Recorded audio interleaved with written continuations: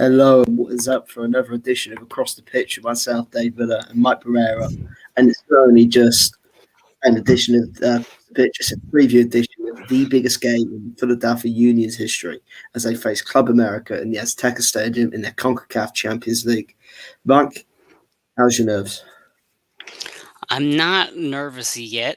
I'm more like kind of antsy. Like we've been watching the clock all day, so it's kind of one of those things where you're not feeling it yet. You're not feeling it yet. But in about an hour, as soon as we get off this call, I guarantee you it's gonna start. It's gonna start hitting me a little bit. Yeah. But yeah, lineup news is going to hit, and then it starts to get real. That it's an hour away till kickoff.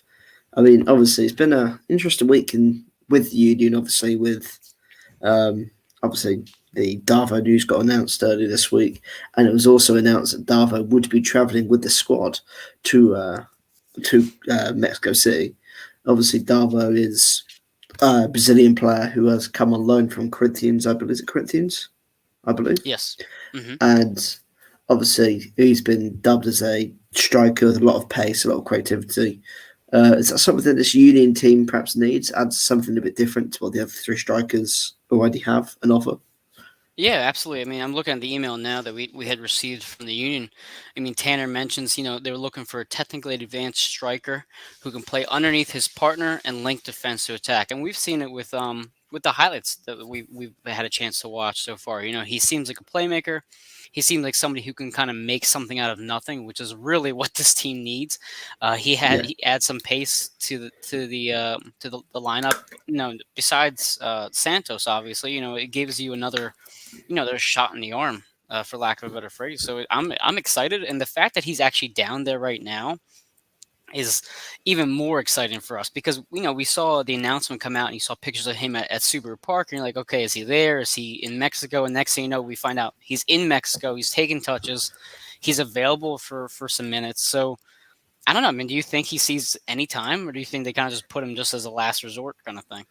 uh, I'll be interested to see if he actually makes the squad because Jim said in his pre-game press conference, look, obviously he's here. We'll see if he's available to get some minutes. He can play, but he's got to work hard in the next, obviously, 24 hours to actually break into that match day 18 because it's quite difficult 18 to break into. I'm excited to see if he does feature. Do they use him? I think that's the other big question. Does Jim Curtin turn to Darvo tonight and say, "Go get us a goal," or go cause some trouble? Because I mean, if the Union are down 3-0, 3-0, Yeah. like, do It's true. you, And what do you scenario do bother? you put him in? What do you think is the best scenario for someone who has no idea, you know, I guess any of these people on this team, he has no familiarity with them. At some points, the soccer player and him can just take over and play the game, but chemistry is important, especially in a match of this magnitude. Do you put him in if you're only up 1-0? Do you put him in if it's tied? Do you put him in if it's 2-0 and you're losing? So I mean, it's where's the proper place to put somebody in that just walked onto the roster yesterday? Yeah, I mean, it's a difficult one. Obviously, I mean, Jim's got to get it right. He doesn't. You can't. How do I put it? You can't really risk upsetting the balance of the team too much. But then Yeah, again, he has to get it right with the attack as well. I mean, obviously we're crossing to the New England game a little bit here, but you saw in the New England first half, I think the Union were literally on their back line defending. Jack Elliott won the ball, and within one pass they gone from on the edge of their own penalty area to having a corner because Elliott literally yeah, played one long ball across the pitch. Santos was able to outpace his defender, get the ball, get up the line, and then win a corner. And that's what the other two Union strikers, and Corey Burke and Kasper Jabirka, don't have. If they play up front on their own, they get isolated. They, I think we saw it in that second half when Kasper came on. He looked isolated, all the long balls they didn't get on the end of, didn't cause any issues, didn't cause any trouble, and it just sort of going forward in attack, things petered out, and Santos came off really. So one of the things that we've seen so far, because you just mentioned Santos right there, is this team looks a lot different without someone of his speed and his playmaking ability in the lineup. So, do you put Davo on the bench in case Santos needs to be come off, but you still want to have that ability? Because that's the thing. If you put Burke up there with Casper, Burke has been solid before he left for the Jamaican team. Since he's come back, he's been so. But do you risk having this lineup look stagnant again, which we've seen already a couple times, or do you put Yeah, Davo in to replace Santos, or do you put the two of them in together, Santos and Davo, or do you replace Casper for Burke? There's so many different variations of what you can do with these four guys now. yeah. It's it's I want to see Santos play the entire match, and if he can't, I don't want to see this team come to a screeching halt, especially if they're down a goal. Oh, absolutely. I mean, I agree with what you're saying that you don't want to. Take away your big immediate threat in Santos. Obviously, if you do bring Davo on, you replace pace for pace. Obviously, we can't really comment on Davo's natural game, what he does. But I mean, obviously, he sounds like a quick, pacey player.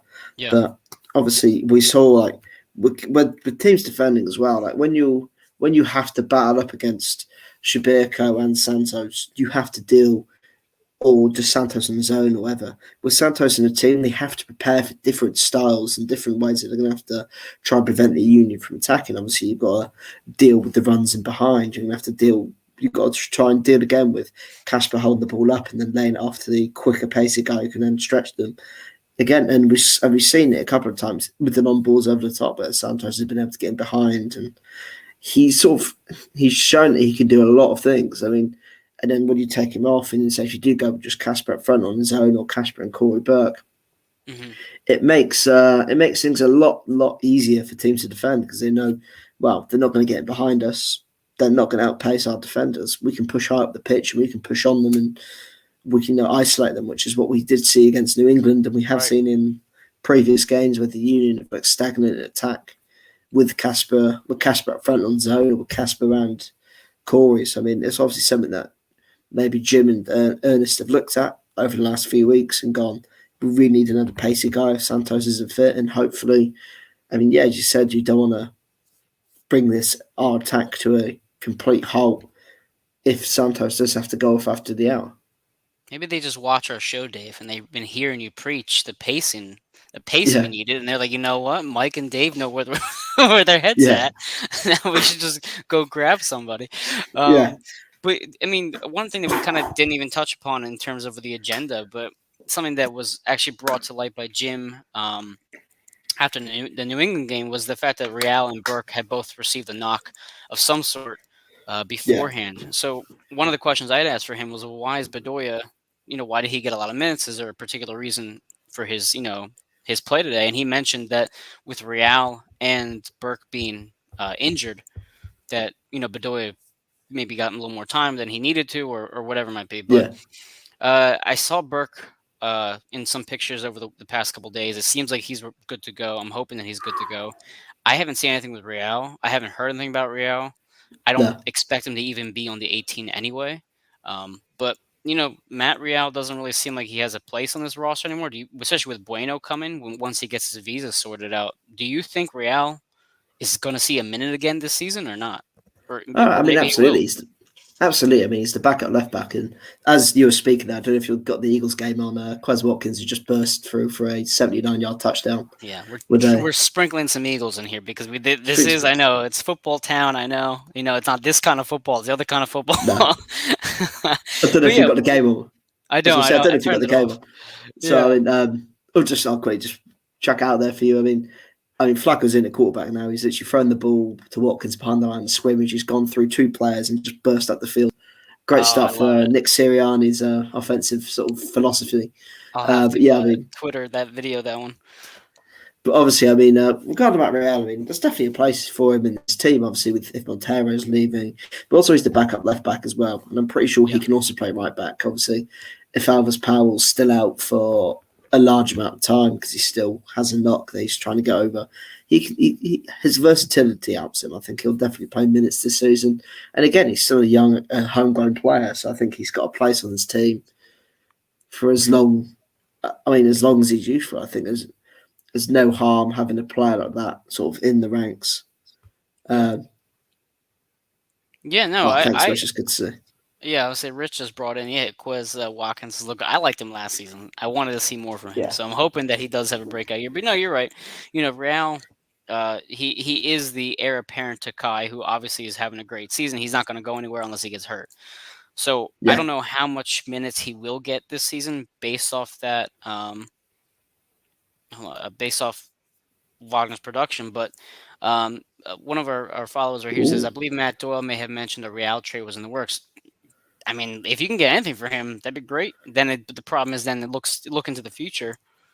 You know what's the backup plan for Wagner then? If he's eventually sent away, you know, who do you have at left back moving forward, or yeah. do you change your formation? Do you do something that we saw previously with three in the back? I know a lot of people have been preaching three in the back, um, and yeah, the window is a little confusing. I don't get it 100% either for who can go when and what windows are open or not. But we saw Finley and Elliott and Glessens in the back line last week, and I will segue into a very short New England Revolution review because we all want to talk about Club America. I do too. I don't really want to talk about this game, but we have to. What did you think of the back line of Stewart, Elliott, and Glessens against New England? I mean, I don't know if it's something Jim's going to be using permanently, or I think it was more a formation to use with the personnel he had available to him. Agreed. Obviously, a young player like Harriel isn't being realistic, isn't ready to start a game of that caliber. I mean, no No. disrespect if the Union were playing Toronto at home or FC Cincinnati at home before the obviously CONCACAF Champions League, having others powered out, having Bizo on the brink of a booking or yet of a suspension. Jim Yeah. may have put a younger guy like Harriel in to give him 45 minutes and just give him some experience in there. But yeah, I think with a game of that caliber, um, yeah, I think he just did it with the players as personnel. I think they did all right for the most part. Obviously, the two goals came from mistakes from the two wingbacks, who Oh, obviously Flark isn't a wingbacks and obviously gave away a penalty, and then Bizo got a bit caught out with it again for the goal. But I mean, yeah, I just think it was for the personnel that was available to him. But I think it worked as well on stages, especially during that first half. well, I think Stewart's been a pretty nice addition to this back line. I mean, I think we mentioned it at the Chicago match. Excuse me, we mentioned it again in the New England match, and people have seemed to be in agreement. You know, Finley has been a pretty solid player, and you kind of have some hope that if anything ever does happen to Elliott or Glessens, he can kind of just step right in and hold his own against anybody for that matter. So one of the things that we had talked about for tonight, and we kind of saw it again this past week with New England, is the lack of communication on defense. And you saw it with Mumbai on that first goal. You know, he wasn't back enough. He didn't pick up his man. Next thing you know, there's an easy goal, and they're down 1-0. You know, he has Jim has mentioned that this has happened a few times already this season. You know, do you think Mambazo is maybe having a little bit of a setback in terms of his defensive abilities, or what do you think is going on that side of the field? Because it always does seem to be on the right, not so much on Kai's side. Um, but again, I think obviously you do like the play devil's advocate. I think that left hand side is probably more solid defensively because you've got Leon Flack out there who is a more defensive player. He's a better defensive player, whereas Bedoya is a bit older and probably not as reliable defensively as well. But yeah, I mean, obviously Barnes been quiet a couple of times. He's had a couple of mental lapses, Yeah, but I think for big time. but I think again at this sort of level, you rarely ever get a fullback who is really good as an attacker on attack in attack and defence. That's I true. mean, probably the best fullback in the MLS a couple of years ago, Alphonso Davis, was very good at both. He's now playing at Bayern Munich's one of the best left backs in the world. Hmm. I mean, that's what I mean. Like, no disrespect to the MLS and that sort of level, but I mean, you can argue it for most Premier League clubs as well, and teams of other top tiers. You rarely ever get a fullback on either side, which is really good in going forward and defending. So I mean, obviously, Barnes' strength is attack, going forward and attack. Yeah. Um, but I mean, I'm a big fan of Bizo. Obviously, as defensive lapses, but I mean, he offers a lot to the Union. I think the Union, in terms of their attack, would be very. They'd be very, much more limited without a player like Bizo who puts in constant crosses. He's a constant threat down the right side. So I guess it has. It's sort of a flip of a coin, really, isn't it? It depends It's kind which of way like, you look at it. it's yeah, you you accept the good, you accept the bad. Yeah, I think what the worst part is that he's certainly more physical and more athletically talented than Ray Gaddis was. I mean, I think that kind of goes yeah, without saying. And I think that's what bothers me the most, especially on the goal. And I'm gonna correct me if I'm wrong, against Chicago, the header against Chicago when they went down 1-0. He gets beat and it puts a goal in the net. It's saying actually it happened in Chicago too. On the I think it was the third Chicago goal. He got beat on a set piece, oh no, and that was that actually might have been what Leon Flock was the second goal, but after yeah, the yeah, own no, goal, yeah, but yeah. Mbaiza was the third one. So that's what No, no, bothers me a bit. It's not so much like being defensively out of position or maybe not miscommunicating well with Jacob, but it's being physically like manhandled or beaten multiple times already this season where it costs us a goal. And that's one of my biggest worries tonight. And I guess we'll just transition because besides, for the New England game, Paxton Harrison scored. We were all thrilled by it. Um, it was great to see the young guys play, but it was kind of a game where we all kind of just wanted to see what would happen with our B team, and we kind of got what we yeah. expected. But we'll transition right into Club America. So we've talked about this already. Tim, and I'm sorry if I mispronounced your name, Tim Lavangath from Dupe on the River Pod and Philadelphia SN. He wrote a great piece today that I read. He mentioned how strong this team is, the Club America, and how well they can attack you, and how the first 15 minutes they are going to attack you as hard as they can. What Yeah. is your goal for the first 15 minutes? What are you looking for the most out of our defensive back four and the team as a whole? I mean, I think again you've just got to not concede. I think that's the main thing. Obviously, Yeah. just don't concede. I mean, listen, Club American can have chances if they want to, but as long as the Union can come out of there 0-0 first 15, 20 minutes, um, just weather the storm early. Like obviously, I think Club America are gonna go in for the kill early. I mean, obviously they'll look at this Union squad is quite an inexperienced one at this level. A lot of the Club America players have a lot of CONCACAF experience, international Yeah. and continental level. They're going to go in. I think they're going to go in for the kill early. They think they can smell blood. So if the Union can hold off that initial storm and grow into the game, I think that's the most important thing for them. They have to weather that storm because if they concede an early goal, that completely throws the game plan out. The Union can't then sit there and go, okay, yeah, we'll hold on again because then Club America will carry on coming. They'll keep on coming. Then it's about how much pressure can they soak up before they can see it again, and then they have to throw caution to the wind. I think just don't concede early. That's pretty much it. Don't concede early. Don't throw out the game plan before the game's already started in a sense, and just be battling, be strong as you said. Obviously, Buzzer needs to be strong, put in strong challenges, and it's quite a common saying over here. Put in a strong challenge early on a couple of their good players. Let them know that you're there and Right. know that Right. they're not going to have an easy night. No, I think you're right. I mean, one of the biggest concerns with them is absolutely the first 15 minutes. It's a team cannot put the ball down your throat for the entire 90 minutes, but if a caliber team of Club America will do that early on. So I absolutely 100% agree with you, and it's going to be loud in there, even if it's not at full capacity, or I'm not sure exactly what the limit's going to be at tonight, but.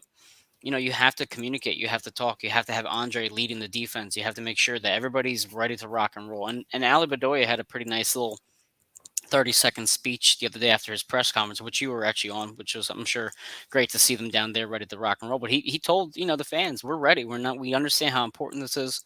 We understand the magnitude of this and how it could affect the franchise as a whole. So they've been preaching that they're ready. Jim has mentioned that they want to have a relaxed kind of, I guess, fun practice while also making sure they understand the severity of it. But Yeah, I think in terms of, you mentioned the experience on the players. What player do you think on this starting 11, assuming it's the same starting 11 we've had, what player do you think will have the most leadership or the most guidance for everybody else on the roster? I mean, personally, I think maybe Martinez, considering his Copa run. What do you think? And maybe Blake. I think Bedoya is the man.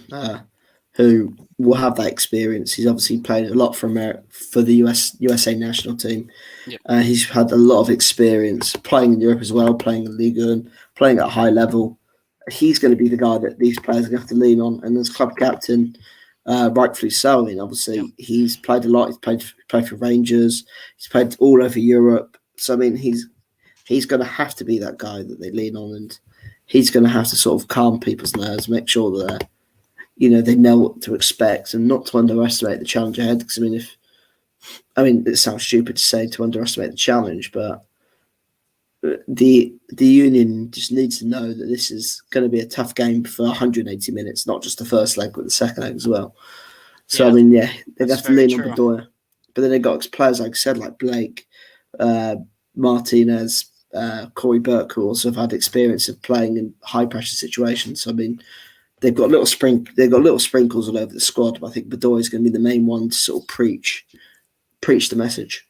Now I know Gazdag was called up for the Hungarian team for the national, obviously for the Euros, but then he got his hamstring injured. Do you know if he's had international minutes so far for the Yeah, Hungarian team?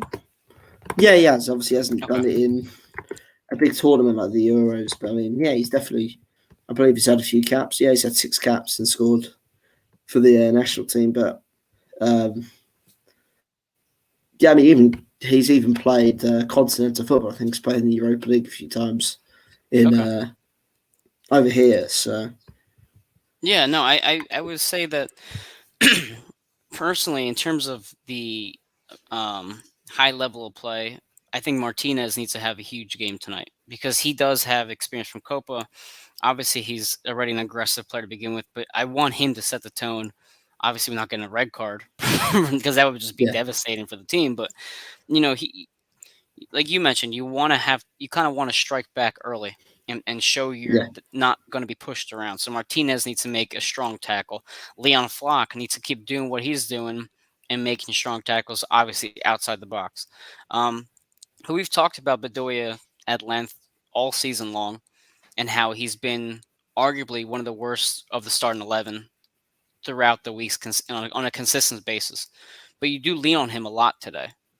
yeah, For one, his leadership. He does have a kind of a calming nature to him. To even like Mambizo, Leon. You know, uh, they're not old players. They're kids. They're in their early yeah. 20s. You need to have them calm and ready to play.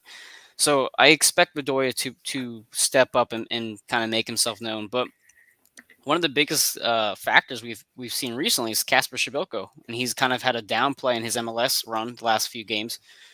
Do you think he continues his CCL hot streak, or what do you expect out of our forward? Um, I think Casper's an interesting one. Obviously, he's scored 5 goals in 4 games Yeah, in this competition, which is obviously don't think anyone could have seen that coming before the season had started, or even before the CCL campaign has started. But yeah, I mean, hopefully he can carry on going. I mean, obviously, the Union are going to have to give him chances tonight. They're going to have to try and put the ball on the plate for him to score. He can't be isolated up front on his own. I mean, obviously, Jim could feel inclined to perhaps play 5 in midfield and play him up front on his own, which would then perhaps isolate him a bit. yeah, Yeah, I I think wouldn't like that. if he's given a chance or he's given a couple of chances, he will probably take one. So I mean, it's just about being creative and putting in the right balls. Because again, we've seen it over the last few weeks where frustratingly the Union have had the ball in good areas. They've had Hmm.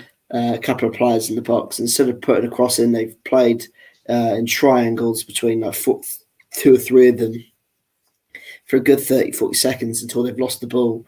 And then the other team's got the ball again, or they're allowed to get more men in the box. And it's just sort of a waste of the possession. I think the Union has to be more, so they have to be more efficient in what they do. And if they're more efficient in those areas, they'll give Casper more chances to win the ball in the box, inevitably giving him more chances to have a chance at goal, Yep. inevitably giving him more of an opportunity to actually score. So, I mean, if they get that ball in the wide areas tonight, Bartis going to have to put crosses in. If Bedoya's out there, going to have to put crosses in. Same on the left hand side with Wagner and Flark and Gazdag. If he plays, just need to create chances tonight. You have to put the ball on the plate for him or in the right areas for him to be clinical. Well, I think to have all that happen too, you need to have guys that continue to play like he has been the last couple weeks. I mean, we've seen him at the Toronto game. He was excellent, and we talked about how he could have been the man of the match if Santos didn't have himself, the most spectacular performance, or at least the first 45 minutes where he was exceptional. We need him to be what we wanted Montero to be earlier on this season. Playmaking, put himself in the right position in the boxes, finding forwards. So he's going to be huge tonight, which is kind of nerve wracking because you really haven't seen a large sample size of Gazdag so far. You've had some good, you've had some so, you've had him out of position at times too. So, Gazdag might be the most important part of this offense too, to kind of getting Sergio and Casper involved early, making himself a force in the midfield 100%. But Yeah. any other players that you think are either concerned or maybe is there a player that you're looking at specifically tonight that you want to watch in particular to see how they perform? Well, I mean, obviously, I'm going to try and play a bit devil's advocate here, obviously. I'll be interested to see if Jim plays either Gazdag or Flat tonight, or maybe he looks at it from the more defensive standpoint, being a bit more rough and a bit more strong in that midfield by perhaps moving Jack Elliott into the 6 and playing Martinez at the 8. Just to have a bit more bite in that midfield to be a bit more competitive. And I don't know if I'm perhaps overthinking it, but I think maybe he could perhaps try that just to throw them off a bit. And I think the last thing he'd expect is Elliott at the 6, Martinez at the 8 alongside Bedoya, and then if you've got Flack or if you've got Gazdag at the 10.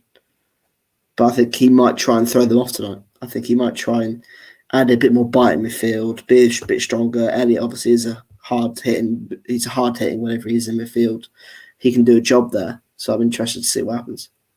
The only problem with that is that if if you get your ass handed to you, then Jim's gonna get his ass handed to him by the media and all the fans too. But it's kind of one of those things where you have nothing to lose in this particular round, and honestly, you're the least likely to win out of the 4 teams that are remaining. I just looked at the sports book right now. So we were talking yesterday with the one fan, Bri Wagner. He's a big Union fan. Yeah, he and I were mentioning that the Union were at plus 50, and now they've gone all the way to plus 600. So within about a day or two, they've gone up about 100 points in terms of the odds. So, I mean, everyone is pushing to hop on the Club America train, immediately. So, why not try something different? Why not, do some sort of weird formation or with the subs? I mean, you could argue that. At the same time, you could argue, well, why don't you just do with what got you here to begin with? Stick with what you know. Don't change the formation up. Don't change the players in the formation up. Use the lineup you had at Toronto, put it in here, and let them either fail or succeed, and just kind of go to bed at night knowing you did what you're supposed to do. But in terms of the subs, who do you think the subs are tonight? What do you think is going to be the biggest contributor off the bench? Do you see a teenager in this match, considering the magnitude of what they're about to face?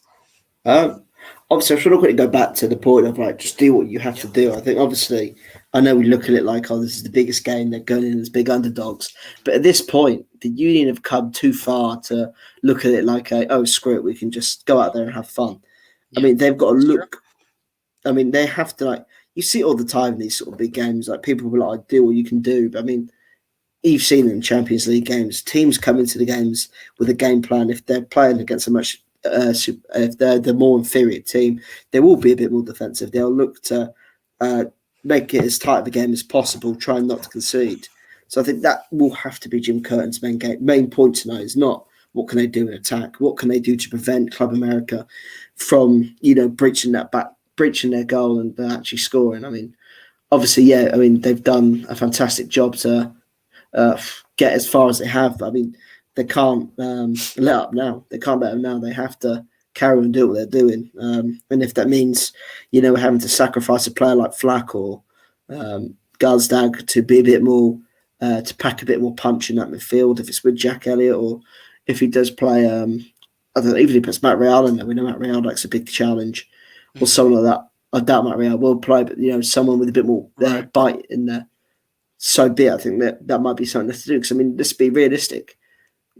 This would be the most physical game that the Union play all season. Club America aren't going to sit there and Club America won't sit there and be all Won't let him do, won't let him play their own game. They're going to come in with late challenges off the ball, late shoulder barges. I mean, and if you've only got Martinez, who's somewhat used to it, this is going to be his sort of condition, his sort of game. And I mean, no disrespect to Leon Flack, but he is a bit of a weaker player in comparison to Martinez and Bedoya. That's true. Whereas if you put Jack Elliott in there, who isn't, he's not going to take any shit. Someone's going to leave one in on him. He's not going to bite back, but he's going to make sure he puts one in on the guy as well before he can put one on in him. I think they're going to have to, in a sense, match them up with their So, grittiness, with their toughness. so in your scenario, okay, so you have Jack playing the six, and who do you have playing Jack's spot? Do you have Stuart Finley in there then? Yeah, you put Finley in there. There you go. I kind of like it because I like the defensive prowess that you're putting out there. As much as I love Leon's speed, and I've been a big Leon Flock fan all year because he's been So, he's been awesome. He has been he's a young kid that may yeah, overstep his bounds at times with in terms of trying to keep up and be physical back with another player that is far more experienced and far more used to this style of play. So I now that you mention it, I do like what you're going for is kind of having because you're right. You don't want to go home down 3-0. If you go home with a 1-0 deficit, that's much more manageable yeah, than the opposite. And Jim has mentioned this a time and time, and the team has mentioned after time. This is a defensive first team, and they score their goals and they push their attack based off their counterattack. This is a yeah, match where you are very careful with when you counter because if you counter the wrong time, if you aren't successful with when you push, then you will get burned and you'll be down 1-0, 2-0 very quickly against a team that, even though is we're held in check by Portland, could still very well kick you out of their building, licking yeah. your wounds. So it's tough. I don't want them to be scared. The most important thing, and I hope we see this tonight, is I don't want them to look scared. I don't want them to No, look scared at all. And we can even go kind of off the analytical and the the X's and O's if you want. But just from a fan perspective, everybody's so amped up for this game. yeah, Twitter is going crazy. People are posting pictures from Mexico. The players have been posting a lot, or the media has been posting a lot of the players rather. Everyone's juiced for this game, and the worst thing that could possibly happen is to see these guys as timid and scared, and what we saw from them earlier this season when Santos wasn't in the match. What do you think is their attitude tonight? Do you expect them to be up for this game? Do you think that maybe we see them being overly matched, like you've mentioned before, uh, against a big team like this? I mean, yeah, I think Jim will make. I mean, obviously, I was the one that actually asked Jim that question. Actually, I was the one who actually said to him, like, obviously, it's the biggest game in this team's history. The players will know that going into this game. How do you go about somewhat pushing the importance, and how big this game is, but also try and keep their feet on the ground and keep them focused? And he said, we're going to try and have as much fun as possible, whilst also relaying the fact that this is such a big game. And I know, I mean, obviously, I've been trying to I've been saying that they perhaps should go with a more cautious, hard hitting midfield. But I mean, I highly doubt Jim will go with that sort of game plan. I think he'll go with Flark, Martinez, Bedoya, and Gazdag, and Diamond, and Casper, and Burke or Santos up front, obviously. But I think a lot of these players they'll go in fully focused with knowing what the task is at hand tonight. Whether they get overawed with it, I mean, obviously the biggest thing for the Union is tonight is how do they deal with an early goal? If it's Club America, how do they deal with that? Do they somewhat crumble and be like, oh shit, the game plan's gone already? We need to regroup, because I mean, again, it could happen. The Union could concede an early goal and the floodgates open Yeah, early, and I they know. come out of here 3-0, 4-0 down going into that second leg. Or do they get the early goal, and then do you Park the do bus. what England, or do you do what England did at the Euros against a better team and sat back and just sort of, just said, screw it, we'll play for what we got? Or would you go in for the kill and go, screw it, we'll go get that second away goal and make their life twice as hard? You've got to try and find the right balance between that. I Well, mean, that's also the. no, and Well, sorry, I didn't mean to cut you off, but one thing that Jim has mentioned, I think he mentioned it Oh my God, was it Atlanta maybe, or maybe Chicago when they were down? You have nothing to lose now. Just go out there and try to get a road point. But here you Yeah, do. Like if you go down 1-0, you can't just say, oh, there's nothing to lose now, because there is something to lose. Because if you go too aggressive and you put your defensive back line with too much exposure, you're going to go back to Philly with nothing to play for at all, yeah, which is the worst thing that could possibly happen, because you at least want to come back and give yourself a chance, even if it's just a small chance, a 2-0 deficit tonight, for example. You still want to yeah, have something to play for in a month, because otherwise it's just like, well, then why are we trying so hard for this match in between everything else in the MLS when it really means nothing when you come back yeah, around? So it's tough. I think that if you go up 1-0, you go in for the kill and you try to get another one if you can, yeah, because if you concede that equalizing goal and it's back to 1-1, fine, we're back to 0-0. Let's get back to the way we were doing things and just go from there. Because it yeah, at the same time, kind of the opposite of what I was just saying. If you have a chance to make it 2-0, then you're going back home and you're feeling really really good and yeah, really confident, which is what you saw against Atlanta. All you had to do was draw in Chester and you were going to advance or not lose by whatever it was, 4. So all the pressure's off of you. So why not try? And if it gets 1-1, then so be it. yeah. Exactly. But I yeah, mean, yeah, go ahead. I think people are also. I don't want. I mean, obviously tonight's only half time. I mean, obviously as soon as the game's done, it's only half time. There's still another 90 minutes to play, Yep. and I think a lot of the fans need to realise that as well. Because if the Union come out of here with a 2-1 defeat, you'll get fans going, "Oh, they're trash. That wasn't good enough. That was pathetic." Hey, I mean, it's only half time. They've still got another 90 minutes to play in a month's Right. time, where all they need to do is score a goal, and they're through to the next stage of the competition. They're through to the final. They go and 1-0 after a 2-1 loss. They go for an away goal. So I mean, for the Union, they just have to look at it as tonight is the first half. Get through this first half, and then the second half, the game plan for a month's time. Because obviously, it's a big moment, and it's easy to get overruled and caught up in the moment. Obviously, you're playing in one of the biggest, most famous stadiums in the world, Oh but you yeah, haven't come big this time. far just to get over. You haven't come to the semi-final just to be overruled at the fact you're playing Club America, the Azteca Stadium. You'll come there to win, and if we'll see a lot about the character of this team tonight if they're Oh there yeah, just to win, because big time. we saw how disappointing they were. Um, we saw how disappointing they were in that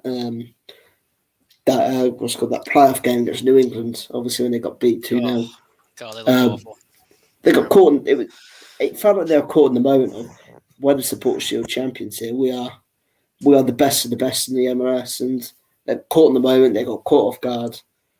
And it's whether Jim has been able to change that mindset heading into this game, or try Yeah, to keep everyone focused on course. We'll find out a lot about this team and all, tonight. and also when that happened, right? So they win the Supporter Shield. We're all ecstatic, obviously, but then they're playing New England for the like 7th time that season. So it was not. It was kind of. It reminded me a lot of the Tampa Bay Bucks when they came to Philly to play the Eagles in the NFC Championship game. Everyone was like, "Oh, we can beat the Bucks. They shouldn't have a problem coming to the cold weather. We'll be fine." The same Yeah, mentality was kind of going around, like, "Oh, the Revolution, we beat them already. Why is this a problem? We should just be able to take care of business and go to the next round." So, in a weird way, if we see a team that is focused and ready to rock and roll, then that might be because of what they suffered last season and that yeah, sour taste in their mouth, feeling like we had it right there, we had a chance, we had a good roster, and we let it slip through our fingers. So we're not going to let it happen again. But really quick about the away goal. So I looked it up online real quick. It says per the CONCACAF Champions League regulations, each round of tournament features a 2-leg home and away series, which we know, determined by aggregate goals over both legs. If aggregate goals are equal, the away goal rule is applied. If away goals are also equal, the game is decided by an immediate penalty shootout. So so no extra people kind of time. been yeah, so people have been talking about what's the importance of the away goals. This is why it's essentially a tiebreaker. So if you Yeah, have that in your pocket, then that's significant. So even if you do lose 2-1, now you at least have one away goal in your pocket. You can kind yeah. of make it work.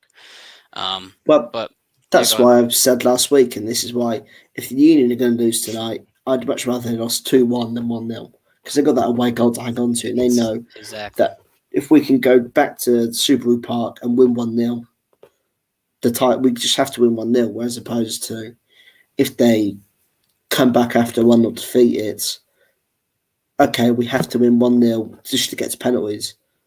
We have to go push for a second if we want to avoid penalties, as opposed to, and then again, if they concede an away goal, pretty much the tie's done. They've got to score 3 goals to even have a chance of going through. Whereas if you get that Exactly. away goal in the first leg away from home, it opens up the game a lot more for the Union. So I think that's the important thing tonight is get that away goal. And even if you lose 3-1, just get the away goal. Gives you a chance. It gives you a chance to go home, win 2-0, and take it from there. Yeah. Yeah, exactly. Okay. Well, I think we're gonna wrap it up. Once with our sponsors in a couple minutes. We wanted to have a shorter preview show. I know everybody's kind of just juiced up. About an hour and 15 minutes ago. 15 minutes, Dave, yeah. Do you have any final thoughts? Anything else you want to just get off your chest that you hope Jim Curtin hears? Anything you want to talk about before we kind of go into battle? Go out and do everyone proud, but don't get lost in the moment. Make sure that you go out there and leave everything you have. Don't leave anything in the locker room. Don't leave anything with Philly. Just go out and put everything in there and make sure they can come back to Subaru Park with a game in the second leg. Because, obviously, I'm sure people will be buying their tickets for that second leg, and people will already have their tickets. And even if they come into the game 2-1 down or 3-2 down or 3-1 down, Subaru Park will be rocking if the Union come back there with a game to play for. Go back with a game to play for. Just come back with a game to play for. Make the fans that will be there, yourself included, I expect, with a bit of hope and something to cling on to, as opposed to they come back 3-0 down. Fans who have bought their tickets who might try and sell it for a cheaper price, or yeah, that's true. I don't know why I bought the tickets and aren't there in the first result. So just go out there and just get a result that will get people excited for the second leg in a month's time. And you got to think too that if people don't show up to the Union match in Chester, Club America will essentially be celebrating in front of their fans that do travel. And Club America is a massive team. I know there's fans here that support them. So the worst thing that could happen is them celebrating their advancement to the final in your stadium with their fans right there. That you don't want that at all, especially if we're outnumbered. But I would say my only thing for this team is we've come so far now, and we're ready to go. And like you mentioned before, I want them to represent themselves, but they're also the last MLS team in this tournament. I want them to make themselves a prominent name in MLS. The Union made it to the MLS Cup is Back tournament where they were in the semifinals.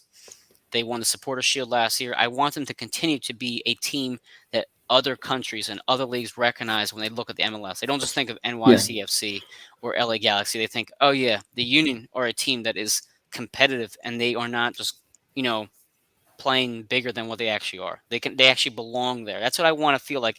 By the time tonight ends, win or lose, I want to feel like I belong with the elite of the MLS. That is my goal for tonight. So I'm hoping that they make us proud and go freaking Union. All right, Dave, let's wrap up the show. You're on the sponsors. Our sponsors, obviously, we have to get paid. Obviously, we'll start off with Manscaped. If you want to get the man in your life the perfect gift, we'll get him Manscaped. We'll get him the Manscaped Lawnmower 4.0. You heard that right? The Lawnmower 4.0. Get 20% off plus free shipping with the code AATBirds at manscaped.com. Imagine surprising your man with a sleek, well-designed, and optimized body hair trimmer that says, your balls will thank you. That's 20% off with free shipping at manscaped.com and use code AATBirds. Now with OddsJam is the number one software platform for sportsbook bandits. The software shows you how you can make risk-free cash off the likes of FanDuel, DraftKings, and other books with the arbitrage calculator. Never lose a bet again, and sign up today at oddsjam.com. And then with Statement Games, check out Statement Games Incorporated for a fun and new way to play fantasy sports and entertainment. Win gift cards and prizes, and it's free to sign up as well. So sign up at statementgames.com. I believe we've got the link below. Have we not, Mike? Yep, yeah, it's right there on the screen. Yep, we got it. Yeah, everything good. And then the next one, 99 jerseys, or if that's closed. So 99 jerseys. I know that the likes of Chip loves wearing those jerseys, and they look quite cool as well. It's a shame I'm in the UK, so I'd have to pay a hell of a lot of shipping fees just to get it over here, even with these codes. So with 99 jerseys, get 20% off your next order by using the discount code AATBirds20. Check out their wide selection of kick-ass jerseys with your favourite sports movie characters and throwback jerseys of some of your favourite stars. So again, order today at 99jerseys.com and save 20% off by using the discount code AATBirds. And then obviously as well, not just with 99 jerseys, we've also got our own shop, All About the Bird shop, where we have our own across the pitch shirt, t-shirt, and plenty more for you guys to get. I don't know. Oh, other way. Other hand. There you go. There's the original shirt. There we go. So obviously, get and there you go. There's a nice shirt. If you want to get that going for the second leg or for the rest of the MLS season, get that. Credit to the guys that do the work behind the scenes to get all of these designs going. They're fantastic. But again, get your across the pitch gear and all About the Birds network gear for all our shows at AATBirds.com/shop. And just finally, if you want to, All About the Birds are all over social media. We've got YouTube, Twitter, Facebook, Instagram, the lot. So if you can like to follow, like, and subscribe and share All About the Birds social media platforms for the greatest and latest content on Facebook, Twitter, YouTube, and Instagram. Obviously, go there for all our content. You can watch tonight's show in video format, watching what me and Mike do as we speak, via Facebook, Twitter, and YouTube. Not sure about Instagram. I don't use Instagram myself. But again, if you've missed a show as well, you can catch up here on Twitter, Facebook, YouTube. But you can also look at Apple Podcasts and Spotify. So subscribe to Apple Podcasts or Spotify to get notified of new content and leave us a review, not just for our show, but all the other shows that occur during the week, Chips and Dish, the All About the Birds weekly review, and soon to be a fancy show with Johnny and Jason Sullivan that's coming out in a couple of weeks. Obviously, we've got plenty of shows here ready for the new season. Actually, speaking of the show, I think we should segue there. So Johnny and Jason were going to be doing a fantasy football show, and that's most likely going to take up our spot at Thursday night, 8 p.m. So I know the union season's still going to be going on, so we're going to rotate to Tuesday, 8 p.m. as of right now. That seems like it's going to be where we're going to head. But also another thing for across the pitch fans, we have the Eagles post-game show is coming up on, what quarter is it in, Dave? Do you see what the quarter is? It's supposed to be halftime. Okay, it's about to be halftime. So if time permitted with the post-game show, if it lines up well with our union halftime show, Dave and I will be back on for a quick halftime show just to kind of talk what we're seeing, quick 10-minute thing, and then we'll go right back to the action. I know everybody wants to watch, listen to the commentators, and have a good time. But besides that, Dave, we are an hour and 10 minutes away. Right before the show ends, we have a nice commercial for Manscaped, but go Union. Doop. Go Union. Attention, listeners across the galaxy, all the way from Australia to Houston. Do we have a pube problem? If so, our friends at Manscaped have cleared you for takeoff with their 4th generation and brand new Lawnmower 4.0. Kick your pubes to the next planet with the Performance Package 4.0. The orbits in your pants will feel like you're in zero gravity when you use the best tools for the job from the leaders in male grooming. Join the 2 million men worldwide who trust Manscaped and get your rocket ready for takeoff by going to manscaped.com for 20% off and free shipping with the code AATBirds. Ready for an out-of-world experience, fellas? Look no further than the Performance Package 4.0 from Manscaped that has just taken off in not only the USA, but Canada, the UK, across Europe, Australia, South Africa, and Singapore. Inside this package, you'll find their Lawnmower 4.0 trimmer, Weed Whacker ear and nose hair trimmer, Crop Preserver ball deodorant, Crop Reviver toner, Performance boxer briefs, and a travel bag to hold your whole solar system. First, scheduled for liftoff, new Lawnmower 4.0 trimmer. This spaceship is here to guide you on a journey to trim your body, balls, butt, and even Uranus. This 4th generation trimmer also features a cutting-edge ceramic blade to reduce grooming accidents thanks to their advanced skin-safe technology. The Lawnmower 4.0 has a 7,000 RPM motor, a new multifunction on-off switch, can engage a travel lock, and is even waterproof. The Lawnmower 4.0 also has a 4000K LED spotlight you can turn on and off when needed for a more precise shave throughout your travels across the universe. The Performance Package 4.0 also includes the Weed Whacker. It's like having a little astronaut to chop your worst weeds up top in your nose and ear. The Weed Whacker is also waterproof and uses a 9,000 RPM motor-powered 360-degree rotary dual-blade system. This nose and ear hair trimmer provides proprietary skin-safe technology, which helps prevent nicks, snags, and tugs in those delicate holes. Don't forget to use Crop Preserver Ball Deodorant and their Crop Reviver to help your little planets be on their A-game while feeling the sun's heat. Manscaped even threw in 2 free gifts to their Performance Package 4.0, the Manscaped Boxers and the Shed Travel Bag. Abort hairy balls and Buzz Lightyear that Woody with Manscaped. Get 20% off and free shipping with the code AATBirds at manscaped.com. That's 20% off and free shipping with the code AATBirds at manscaped.com. For a clean trinity and beyond, your Spaceballs will thank you.